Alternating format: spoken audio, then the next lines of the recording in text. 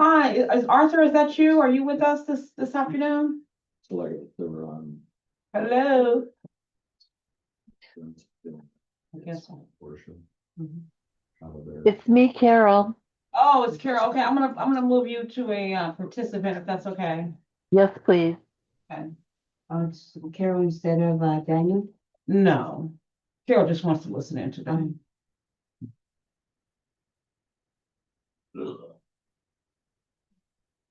Hopefully we made it happen.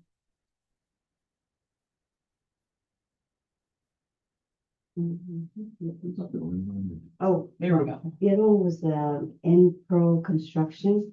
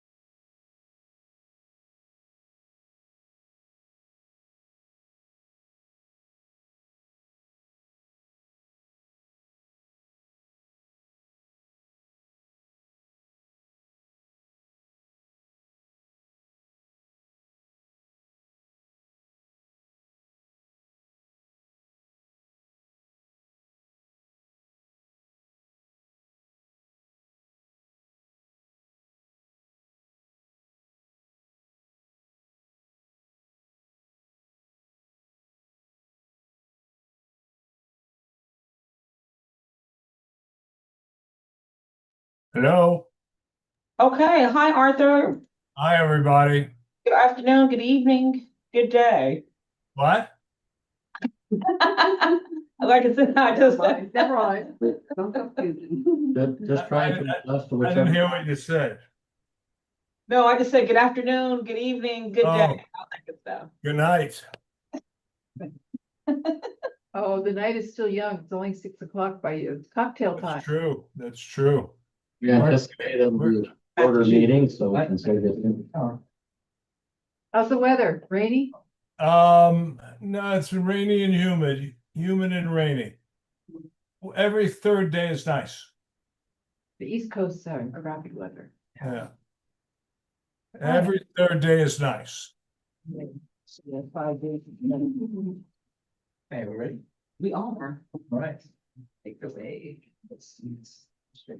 So, gonna call to order the meeting of on July 8th at 3 o'clock PM.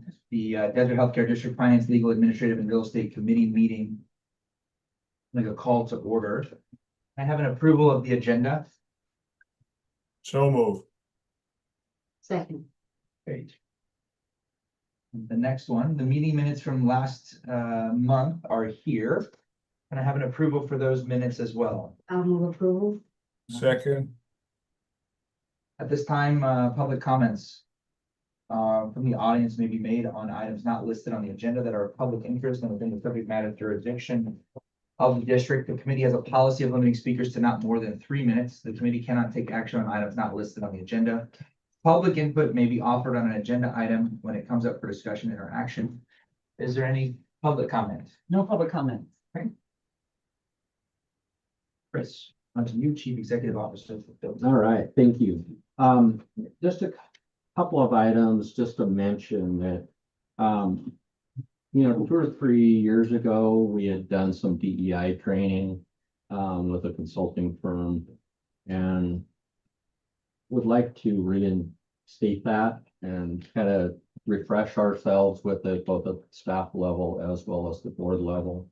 And so just information to let you know, I'd like to bring some information into September meeting for, you know, some proposal to continue that work. Also, we've done some work in the past with Larry Walker regarding governance workshops that we've done with the board and CEO, et cetera. And so I'd like to do the same with that and bring back requests in September for us to initiate those sessions again. So just information if there's any feedback, but that would be the desire. My feedback is, I think, yeah. Thank you. Thank you for being proactive. Any board member questions on this? Any public comments on this? None. I seeing none, I'll ask for approval. Gotta take action after any of that. Just Information. just directional Okay. information. Good. On to the next section. Eric's turn, CAO Officers Report. Right. Start with some leasing updates. So I'm working on page 9, which is just my brief report here. Mhm. Still 100% occupied. Current annual rent is estimated at $1,561,452. A slight bump from last month just due to some of the annual increases on the existing leases. And we will have 2 leases on today's agenda. One's going to be a 5-year renewal, and then one is going to be a 1-year short lease for an existing tenant. Thank you. That is all I have on that report, unless there's any questions. Are we okay just taking all these as one? Any questions we have here, or do you want to do them individually? I already asked my questions for the individual ones, so unless. Oh, Just to make great your for me, report I'm better. gonna- But if I'm just gonna, if it's okay with you, we just ask our CAO if there's anything he wants to bring forward for, to our attention. Sure. The thing to note just with these financials, it's a combination May and June.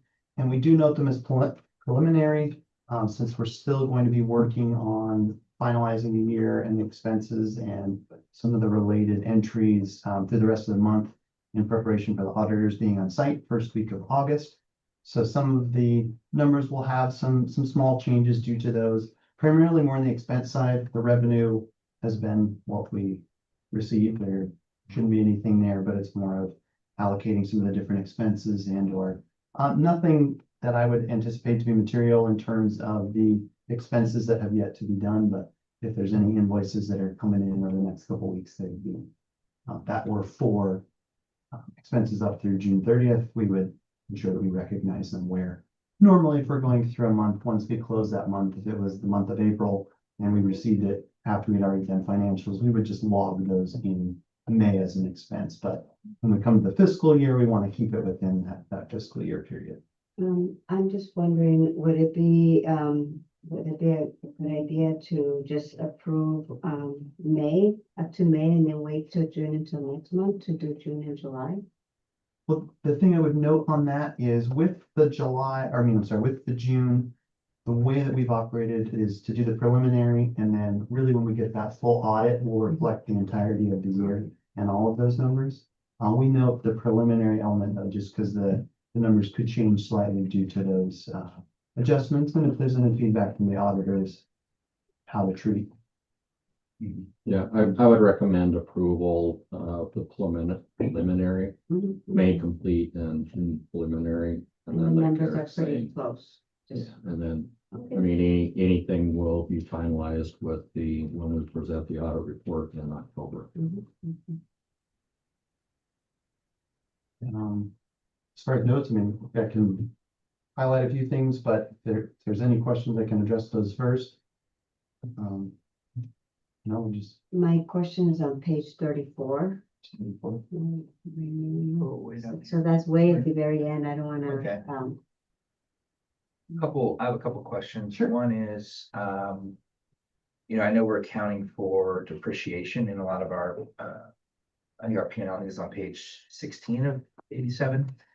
I'm just looking at what our total net income is gonna be on, this is the Las Palmas Medical Plaza. So when it comes to that cash, how are we handling the cash that comes in from that, and where does it get allocated in terms of accounts? And the reason I ask that is I go down to the next page, which I think it's.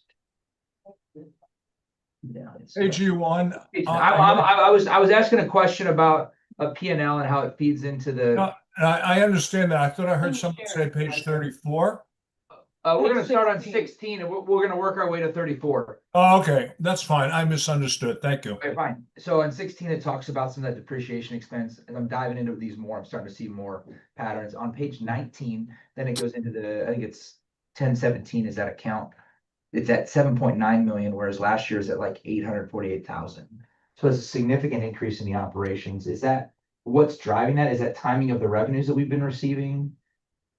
It's a couple different Yeah. things. So it depends on. And it feeds back. Yeah, go ahead. In this particular case, we have had a year that had significant increases in our revenue coming in for the tax. Sure. Have had quite a bit of reduction in anticipated expenses, both on the medical plaza side and on just our general expenses. Yeah. And part of what I hadn't yet done as of the close for this year is typically we would start moving some of those funds into, say, the reserve account, which I haven't yet done as of June 30th. So Correct. that would be a change. Is that the facility replacement Yes. fund on 1130? Yeah, we always refer to it as a facility replacement. I've kind of started referring to it as a reserve. Reserves is due to fine. I the just making sure. change in our policy title since it kind of has a different purpose, Sure. but yes, they're the same account there. That's a significant, I mean, that's a big increase. Yeah, Over here. I just didn't get the chance that I wanted to move To move over, funds okay. over into the Good. investment accounts. But to tie it back to your question regarding that, Just like the medical how plaza, much is actually earning in cash? Because we have a lot of losses on the expense. And, the net income there is obviously going to be adjusted a little bit, I believe, when you have that depreciation expense there. So how much cash flow is actually coming in off of that? Do we know? well, I can get those exact numbers. I don't have them Okay. offhand here, but the way that the cash that does come in, when you reference the page here, I think on page 19, which is the full balance sheet. Yeah. The 1241 account is the specific medical plaza account. So all the cash that we get for the medical plaza goes in through there. All the check payments that we make goes out of there. And then as that account gets more money than we need for operations, we'll transfer that over to He the said 1241. Yeah. 1040. Thank you. 1241 via the ending bank numbers there. account. So as that count gets more money than we specifically need for the operation, we'll transfer that over. So there was a recent transfer, I got a it. couple $100,000 just into the 7455, which is just a standard operating account. I'm sorry, the 1017. Got it. So you're moving, and I was trying to figure out, as I looked at this, I know there's been some timing of revenues, but I was curious about how much we're actually earning in terms of cash and how much is actually being moved back in to 1017. If we're seeing a significant increase year over year because our rents are going up and because we're 100% occupied, is there, I was looking for positive messaging from that, really, that I think that you guys are operating really well. I'm seeing the accounts go up in value. Obviously, there's some timing here. You haven't moved things, but just year over year, that's a very nice difference there. And I think the way you've been operating Las Palmas and keeping them rented and has really helped the district have additional funds to do more good work. So it's a good job on the operations. Thank you. Yeah, that's just been beneficial, Yep. and they have increased generally as the market rates have gone up for new tenants coming in, and then as they're there, we do have that built into their leases as far as the annual increases. Very positive thing that you guys. That works, and then, yeah, reduction in expenses has definitely been a beneficial element as well. The rents that we charge at the medical plaza, are they market rate or are they below market? The new, let me see if I can get back to the sheet that shows it. Our average rate right now across all of them is $1.80. The market rate is $2 is what we've been getting. So the new leases that we've been working with have been utilizing that. But there are some other ones now, a couple of the leases that have been there for a while are working their way up, but some of them in the past had been negotiated at different rates. But right now, $2 is generally the market rate. And our Which is CAM what is we- very fair too. And we did get some benefit to like BPMG Health and CVVIM at lower rates. because Right, they that's were what made me providing- think about whether Yeah. that was. But really kind of other kinds of providers, that are coming in, we're starting them at $2 a foot, so. Okay.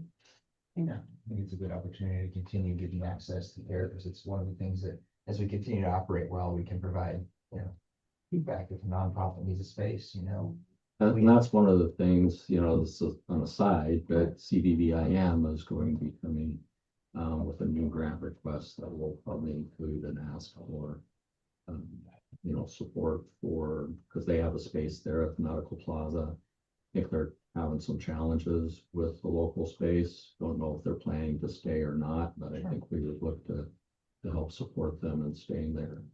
A very powerful way to help in a silent way, but it makes a big difference. And we can do that with nonprofit operators, so. Yeah. Those that are for profit, we typically try to get them the fair market rate. Arthur has a question. I have a question. I don't know if it's timely or not, but I thought I heard you discussing Medicare or Medicaid rates. Is that true? So if you were, is that true? If you were, my question, Not correct. They're talking market rate.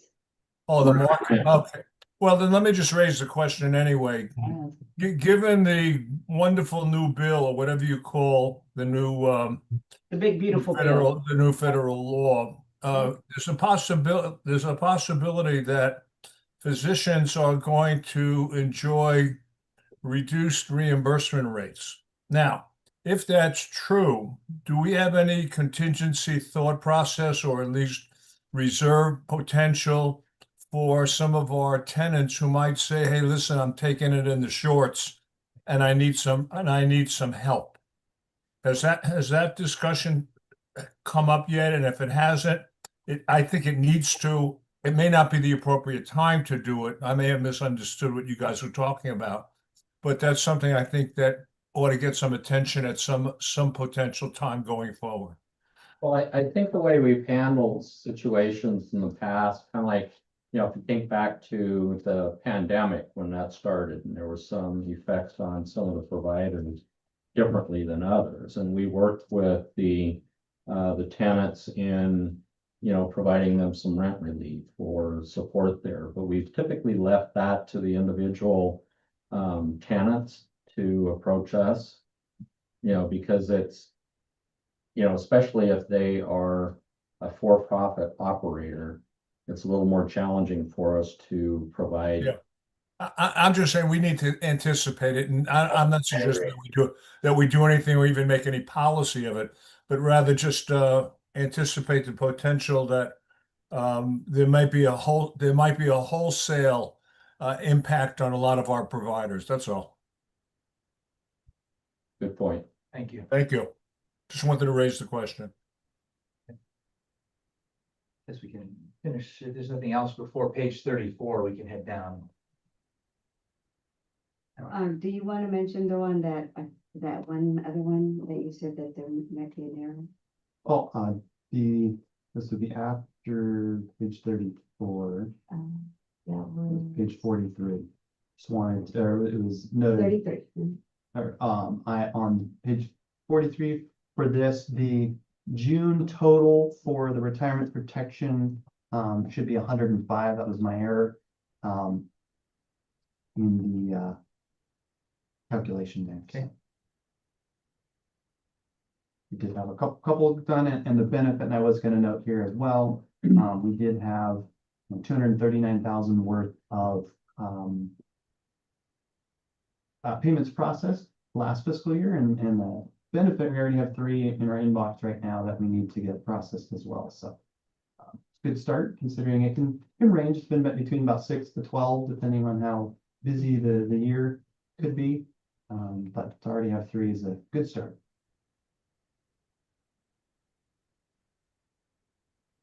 It's at page 34. Yeah, page 34, where the balance amount for grants, 648, 357. Oh, sorry. Wait a minute, I'm on that. on the IC check register. Oh, I'm sorry. So I think you're looking at 44 of the total 44, packet yes. is the total grant budget, yes. 44? So at the very bottom. Right there. That amount, since we already closed up the year, that's just gonna be rolled over. That particular one wasn't rolled over. It just was a budgeted expense. So considering we still have the reserve fund that we could address, we do have the 5 million, in our regular grant budget, that we have going on. It's not lost. The board could always approve the use of funds, say from the reserve, if we need to exceed what our budget's providing, but in the past, we had carried that over just so it was kind of a not to lose that, but in this case, knowing where our financial trajectory is going, didn't seem that was necessary to do, since we could adjust the budget. And part of what our budget has been trending towards is to be budgeting a higher net income, and so we do have some flexibility there just within the budget to increase as well as that Oh, okay. additional So you funding. applied Well- the grants that are still pending? Yeah. Through. And that was part of the reason we didn't propose rolling this over this year, is because we knew we were going through new strategic planning process.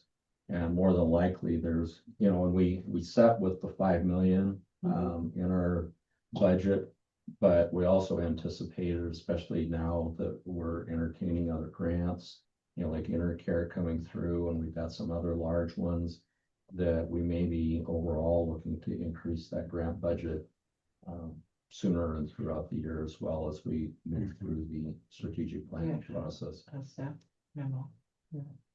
Yeah, and then that's one of the agenda items that we'll be talking about. So you're saying that you're gonna be increasing some of these forecasts because now we are kind of in different place than we were at before. Right. Yeah, the remaining balance is just having to do with that particular period, where it's not something that's lost by any means. All the cash we have in the bank is still the same. It's more of just how much we gave out to our budget for that particular period, so. So we don't Thank do you. zero-based budgeting anymore? Essentially, we do. That's kind of what it is, but it's kind of continual because it's just, the grants aren't ending at the end of our fiscal year. Yeah, so we start over every year with a $5 million grant, so that's zero. Yeah.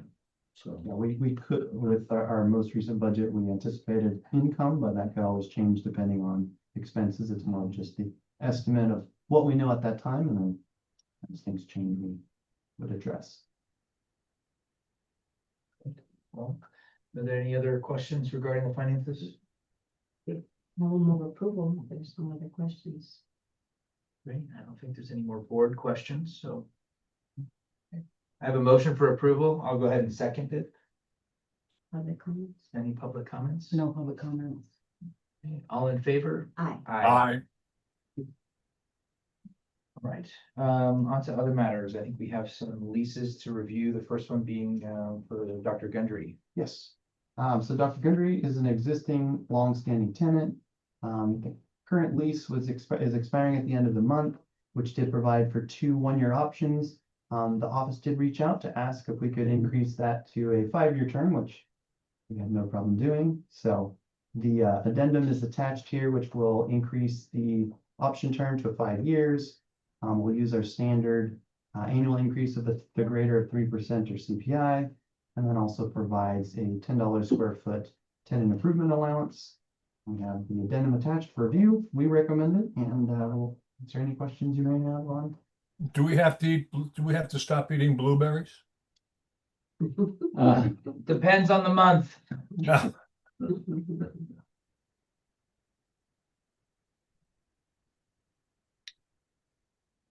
What does that come out to be dollar per square foot? You know, 'cause I don't see a square foot of this space here. I was just curious to follow up with, I think, Letty's question. We can come back to it. It's not. Yes, it's not give me a important. minute, I can look it We'll up come back to here. that. We can keep rolling, but I just didn't see it in there. So, all right. And the next one, we've got, we have to take action. So can I have approval for that lease? I will move approval. I'll second it. All in favor? Aye. Next one, Palm Other Springs. comments? Oh, yeah. Any public comments? No. The urology group. I can work with that one a little bit while Eric's looking that up. So, this urology group, they actually took over the lease for Dr. Wolfson. And so that lease is expiring now. So they would like to have more space than they have, which we don't have available. So they would like to do just a year lease while they're considering their options. Correct me if I'm wrong with any of this, Eric, but and if there's other space that comes available, I think they'd really like to stay there, but so they 1 year, and then they'll consider from there whether they're gonna move on or be able to do a continuing lease with us. Great. And to touch base on your prior question, $2.09 is for the Dr. Gundry. Very fair rate. On this particular one, this being a new, they took over the prior lease. This is at the $2. Square foot.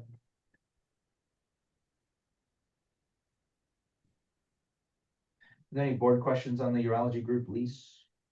I'm wondering, Chris, this is kind of way off, typical, so, right, I've never been thinking that. So, when you say that we're running out of space, and this is a good problem to have, because for the longest time, I think for my first 6 years or something, we never were there, and now we're there.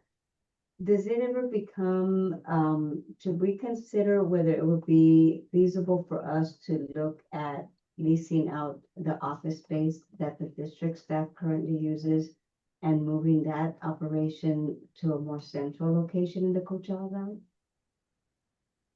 Well, Not very long. one thing we have to consider is, I know, that's what I'm saying, is if you rent it out, when does it become financially but feasible? we're not, that's under the lease with tenants, so tenants actually the landlord, but we're the renter or tenant, Oh, so okay, to speak. so it's not even our space to think about. Okay, I was just curious about that. And I know there's been discussion in the past, possibly if Canada or the hospital needed that space for something, They will kick you out. that, yeah. but I don't even know if it's zoned for medical offices or not. to be honest. the basement part or the first floor is, but The that's. second floor, I'm sure. With the windows and the layout, I'm not sure it's. And also because it's old. It's probably why they give it to you, because it's probably not zoned. They probably can't get set for medical office. Okay, very good, thank you. But I think, to that point, I think, and again, I always stress the strategic planning process, but, I think facilities are gonna be part of our discussion going You're right. forward, especially, in those designated areas that we can start looking at facilities. Mhm. Yeah, So the wellness park is zoned. You have put medical office space in there, building. Really clean. yeah. Because we have to start counting how many people actually go over there. Oh, by the way, Casa with the benches have been redone. Oh, good. So good. I haven't stopped by there to look, but she sent. photo. Can I have a motion to approve the urology group lease? So moved. I'll second it. Public comment? None. None. All in favor of the urology medical group lease, say aye. Aye. I, On to informational item, your job description. Yes. So we have a couple job descriptions that we have included here, which is related to the staffing plan, which was already approved in the current new fiscal year budget for the 25-26. So just provided it for, information. We've got the senior program officer, which is a revised position with a part-time hour listing. We've got the administrative and program assistant, which was, we're noting here as a 20 plus hour part-time position as well, that we're looking to do to assist the program department. And then we have, program support specialist, which is another part-time position. This particular one, wanted to highlight just because we had, a temporary employee that we had on board before, which has worked out very well to assist with all the various, elements we have out in the community. And so we were able to, bring her on and fill that regular position supporting TVAC, the mobile medical clinic, and all under the team and that. So we included all those job descriptions here. The bulk of them are same type of job descriptions you've seen previously, just fine tuned for the couple of the areas that have changed since, the last couple of years for CVAC and mobile medical clinics. So they're included there for review and information. 30 hours is considered full-time? 30 hours is part-time. The 30-hour full-time element is for benefit. That's what I mean. That's, yeah. Discussed last, like. Yeah. Yeah, no, we- Policy. We approved that policy a month or two ago, which allows full-time insurance benefits for. 30. Right, okay. And the part-time's not defined for these two other individuals? Or is that 20 hours? 20 plus hours per week, yes, I did find it. Okay. Okay, thank you. Thank you for that information. One more informational item is the Intercare grant. Yes. What we have here is just information at this point, so I wanted to note it, that on the program committee agenda for this week, we do have the Intercare grant, which is 5.2 million. Considering our annual budget's only the 5 million, we wanted to note here that there would be a potential amendment to the budget itself. If everything passes in the program committee and the recommendations brought back to the board, that we would intend to bring a budget revision to increase the current fiscal year grant budget from 5 million to 10 million, just to make sure we still could continue to give out grants under our existing budget. So that reduces our projected loss. Our projected profit to a projected loss. The thing to note here is that's based on what we expect for expenses. This doesn't factor in our ability to use a reserve fund if we needed to offset that just for operating capital. So, okay, my conflict is that I am on the board of Intercare. Okay, so my plan is that when this comes forward to the board, I would recuse myself from it or abstain from it unless it's a tie vote. Then I will participate because I do not have a financial stake in this. But if there is a majority that's going one way, I will abstain. Okay, but saying that, I have a question though, right now, because it's an informational item. Just so that I have an understanding, even though it's a multi-year grant, you would have to count it now because you're obligating it. And so if they do not perform in future years, then it comes back. Okay, that was, thank you. Any situation with the grant to you that we've expensed the entire amount, if they don't utilize all of that, we would reverse that in the future year, Okay. which would then essentially give us additional funds to expense. And that's, we haven't had a large value to it, but each year if on the grant schedule, if you see at different points when the available funds exceed what is shown there, that just has to do with some unexpended funds that become available and produce. So, Chris, going with that, sorry, Director Shaw, I'll be, just finishing up on that comment. Could you just double check with Jeff to make sure that that's the right way, based on what you and I shared, that policy that we have, that abstaining actually goes with the majority. So that's why I'm saying that if it's a majority, then I'm okay with going it down that way, but if it becomes a tie vote, then I think it's my obligation to, since I have no financial interest, and I do have to, can you just double check with Jeff on that? Yeah, I mean, legally, I think that's fine. I think it's more of a perception. Right, So, yeah, and that's why I don't want to vote, but if it becomes a tie, then I just want to make sure that he's okay with that, and if he isn't, then let me know and we can have. a yeah, I think conversation. that's what we confirmed before, because we were talking about that on the prior. So, yeah. Very good. Yeah, this, like I say, this is informational, and I think, you know, if this comes on to the board agenda, this particular item, I would think you would be able to vote on that regarding the budget itself. The grant itself would be more, I think, where you would consider what we're talking about. And the reason why I say I would abstain rather than recuse is because just in case I do have to vote, I want to hear every question and understand it before to help me make my decision. So I would abstain if it's the majority going one way. Thank you. Question? Question. Two questions. What percentage, assuming the grant is increased to 10 million, what percentage of our total grants for that year is this award? 10 million, what's the denominator? Well, 52%, Yeah, What? 52%. 52%. Okay. Given that that is that high a percentage of our allocation, does this grant, just by its definition, I'm not arguing pro con the grant, I'm arguing process now.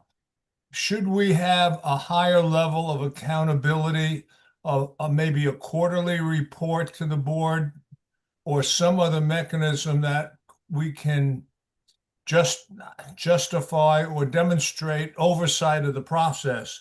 Because that's a lot of money to to that point, so there's, this has been kind of going through the program committee process for the last few months, and one of the concerns, a couple of the concerns that we've had, is that it's a brand new program. There hasn't been, I mean, there's a lot of work behind developing, but it's still very immature in the development of it, with, you know, hiring staff, the program directors, being able to get their actual family medicine program accredited, and hiring other staff and all of that. So we've been working with our legal counsel to develop contingencies that would need to be completed by Intercare, that would, even though if the grant is approved and awarded at the 5.2 million over 3 years, in that first year, there's a lot of contingencies that would need to be met by Intercare before they are paid. So they would submit for reimbursement of expenses as they're, you know, hiring their program director, as they achieve their ACGME accreditation, as they initiate and negotiate their affiliation agreements with Eisenhower and other hospitals, so that legal counsel is reviewing those to ensure that we don't have any compliance issues with our lease agreement with Tenet. And so that those kinds of things are being satisfied, especially in the first year.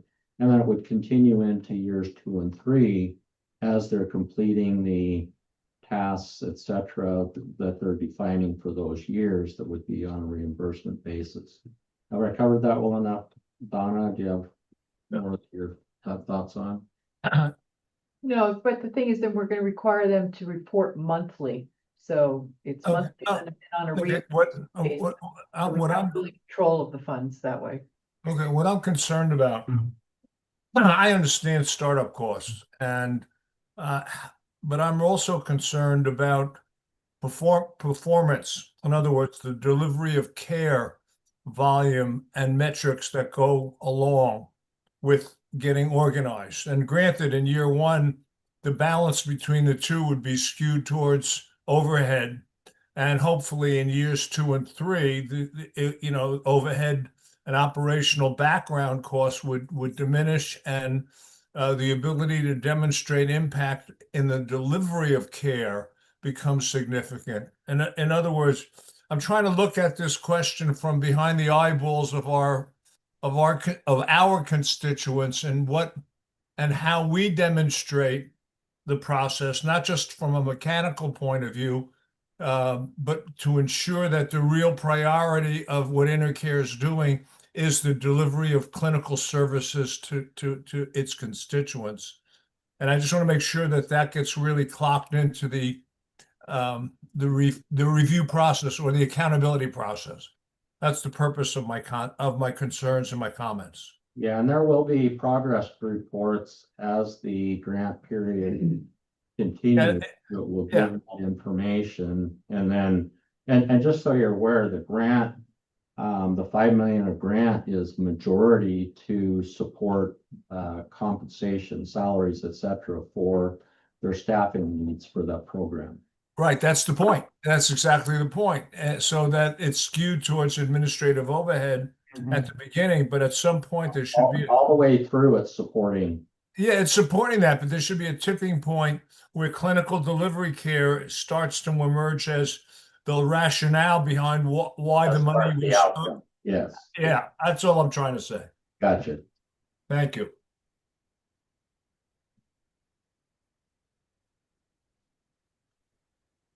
Developing the family medicine residency program. So in order to start that, they will be recruiting faculty physicians Right. that will be, they're anticipating serving at least 5,000 unduplicated residents a year. And you got to remember too, this is a teaching health center, so it's going to be specific to rural areas.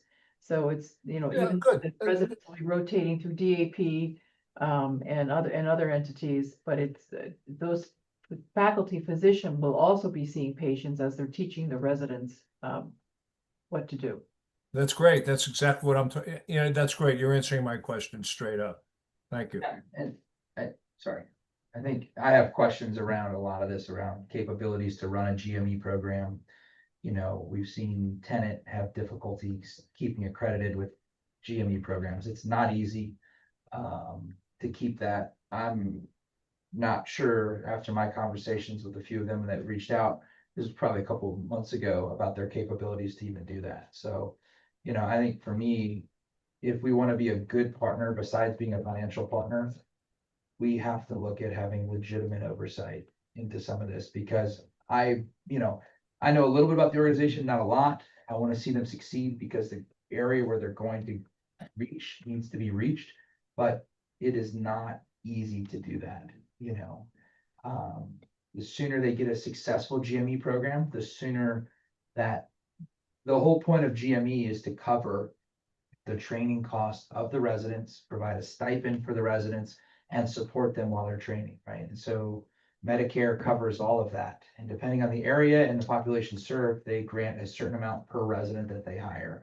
And that's supposed to go pay for oversight and for portion of the faculty that's above what their clinical duties are. So if they do 40% teaching, 40% of what gets collected by the GME should go to pay that salary for the non-clinical duties, and the physician needs to do 60% of the clinical duties to earn their money, whether they're billing Medicare, Medicaid, or, IHP, whoever they're billing for that. So I just think if we. I don't think they're getting. They're not getting any of CMS that. funding. Then how are they, then they can't have a legitimate GME program. It's all oversight by CMS. If they're seeing Medicare, Medicaid patients, I don't understand how they aren't. I would just say we should ask. Well, I have a lot of reservations about this because I've worked in it, been a part of the GME programs. I see current operational GME programs is not easy to do well and to keep it accredited. The worst thing you can do is to try to support a group who's going to train residents. And once they lose accreditation, those residents can't sit for their boards. If you can't sit for the boards, you really can't practice medicine. So that's why when Tenet loses accreditation for a program, it's a huge deal. It's not so much that Tenet lost that they can't get funding for it. It's the fact that the people that have spent their lives, the 4 years of medical school and X number of years training, now they're at a non-accredited program. You can't sit for your boards. You can't become board certified. Therefore, those physicians can't get a job. That's a huge problem. Mr. Chair, I believe these are programmatic questions or comments and information. I think we're kind of digressing from the purpose of this meeting. I think it's been pretty fair because everybody's brought up different topics, so. Yeah, and it's certainly, I mean, Ron's do not make a round. Sure. it'll I have go some to leeway program committee on Thursday, and then assuming that it's approved there, then we can have more of this discussion in the third meeting. Agreed. All right, well, then, thank you for the information item. Yeah. But it's all good discussion. Well, if you want more information on that, I'd be happy. Well, let's also make sure that they don't want to extend the bike path. Well, we are, that's part of it. That's why. You didn't see that part in the no memo. Oh, okay, good. I'm glad we're ahead of them. Then I do more. Yeah. So, all right, thank you. Any committee member comments, other additional comments? Any additional comments? You good? Okay, I move for motion for adjournment. Okay, great. On to the next, the Desert Healthcare Foundation meeting.